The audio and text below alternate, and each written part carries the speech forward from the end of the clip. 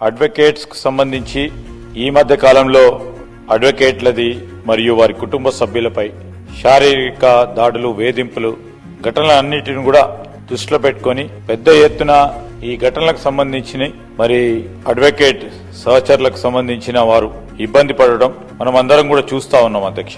ఈరోజు bar council of India BCI వారు కూడా 2021లో అడ్వకేట్ ప్రొటెక్షన్ బిల్లుకు ముసాయిదా రూపొందించారు అధ్యక్ష. వారు కూడా ఈ విధమైన చట్టం తీసుకురావాలని ప్రయత్నం చేస్తా ఉన్నారు. రాజస్థాన్ రాష్ట్రం అడ్వకేట్లకు సంబంధించిన హింస, వేధింపులు మరియు వారి వృత్తి నిర్వహణ సమయంలో ఆస్తి నష్టం నుంచి రక్షించడానికి ప్రత్యేక చట్టాన్ని తీసుకొచ్చిన మొదటి రాష్ట్రంగా ఆ రోజు రాజస్థాన్ నిలిస్తే 2023లో రాజస్థాన్ అడ్వకేట్ ప్రొటెక్షన్ బిల్లు వారు అమల్లోకి తీసుకొచ్చారు అధ్యక్ష. అదేవిధంగా కర్ణాటక రాష్ట్రం కూడా కర్ణాటక అడ్వకేట్లపై హింసా నిషేధ చట్టం 2023 అమలు చేసింది అధ్యక్ష. ఈరోజు తెలంగాణ రాష్ట్ర హైకోర్టుకు సంబంధించిన ప్రధాన న్యాయమూర్తి వారి అభిప్రాయం ప్రకారం అడ్వకేట్లకు శారీరక దాడులు మరియు వేధింపుల నుంచి రక్షించడానికి ప్రభుత్వం ప్రత్యేక చట్టాన్ని తీసుకురావాలని వారు సూచన ఇవ్వడం జరిగింది అధ్యక్ష. హైకోర్టు మరియు దిగువ కోర్టులో పనిచేస్తా ఉన్న అడ్వకేట్స్ మరియు లీగల్ ఫోరంలు కూడా తమపై మరియు వారి కుటుంబ సభ్యులపై జరుగుతా ఉన్న దాడులు, వేధింపుల నుంచి రక్షణ కోసం అడ్వకేట్ ప్రొటెక్షన్ చట్టాన్ని తీసుకురావాలని ప్రభుత్వాన్ని కోరారు అధ్యక్ష.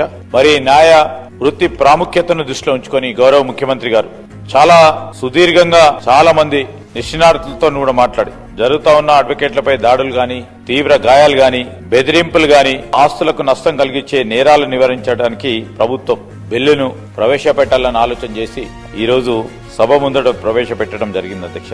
ఈ బిల్లు ద్వారా అడ్వకేట్లకు పోలీసు రక్షణ కల్పించడం, అక్రమ అరెస్టులు మరియు దురుద్దేశపూర్వక కేసుల నుండి రక్షణ ఇవ్వడం వంటి భద్రతా చర్యలను కూడా ఉన్నాయి అధ్యక్ష.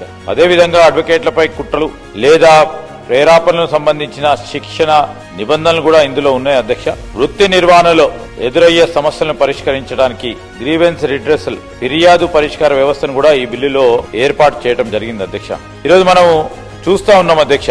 ఈరోజు న్యాయవాదులకు సంబంధించి మరి నిష్పక్షపాతంగా మనము ఈ న్యాయవాది ఏదైనా న్యాయస్థానంలో లేకుంటే ట్రిబ్యునల్లోనో లేకుంటే అధికార సంస్థ సమక్షంలో ఏదైనా వాద్యంను నిష్పక్షపాతంగా, న్యాయబద్ధంగా మరియు నిర్భయంగా నడుపుతున్న క్రమంలో ఎవరైనా వ్యక్తి ఆ ప్రక్రియకు ప్రతికూలంగా లేక తప్పుదోవ పట్టించడానికి చర్యలు లేక పై తెలిపిన ఈ న్యాయస్థానంలో సమక్షంలో జరిగే ప్రొసీడింగ్ ఫలితంగా ప్రతీకారంగా ఆ న్యాయవాదిపై లేక అతని కుటుంబానిపై సభ్యులు జరుపుతా ఉన్న చర్యలకు సంబంధించి వీటన్నిటిని కూడా దృష్టిలో పెట్టుకుని ఈరోజు మరి ఈ చట్టాన్ని తీసుకురావడం జరిగింది అధ్యక్ష.